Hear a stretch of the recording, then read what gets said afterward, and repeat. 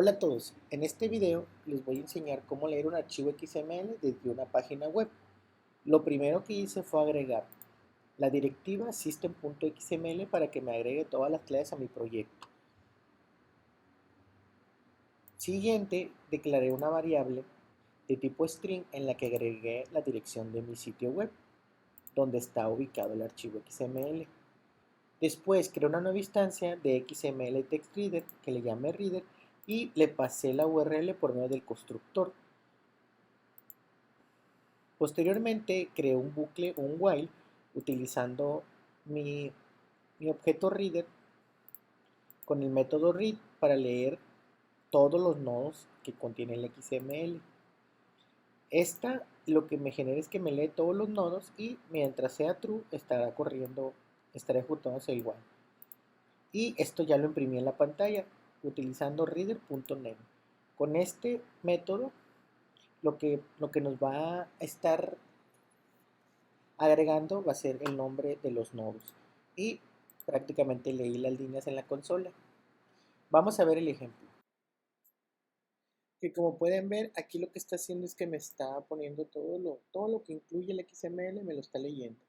En este caso el XML es de una factura de México. En México incluye lo que es un comprobante, los nodos de emisor, receptor, el de apertura, el de cierre. Y así, pues, sucesivamente tiene todos los XML. Vamos a pasar al segundo ejemplo. Muy bien, en este segundo ejemplo, lo que vamos a hacer va a ser lo mismo, crear un bucle, un while, donde vamos a estar leyendo todos los elementos del XML, pero ahora vamos a crear una sentencia switch para poder definir qué tipo de nodo que estamos abriendo.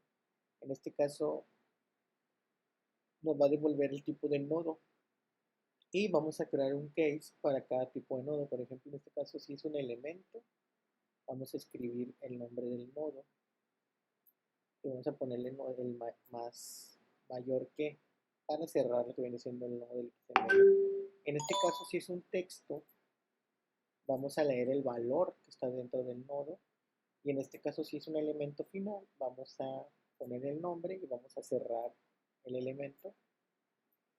Vamos a cerrarlo con su mayor que. Vamos a probarlo, a ver cómo se ve en este caso el segundo ejemplo de cómo ya empezar a leer los nodos y sus subnodos del XML. Ok, en este caso ya estamos teniendo el CFD comprobante y aquí está su nodo de cierre. CFD emisor apertura, CFI de emisor cierre, CFI de receptor apertura, CFI de receptor cierre y así sucesivamente.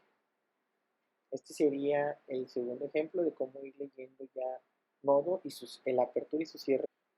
Muy bien, en este tercer ejemplo vamos a leer lo que viene siendo ya ahora sí los nodos de cierre, de apertura y su contenido. En este caso igual, el tipo del nodo, en este caso si es un elemento, vamos a poner el nombre.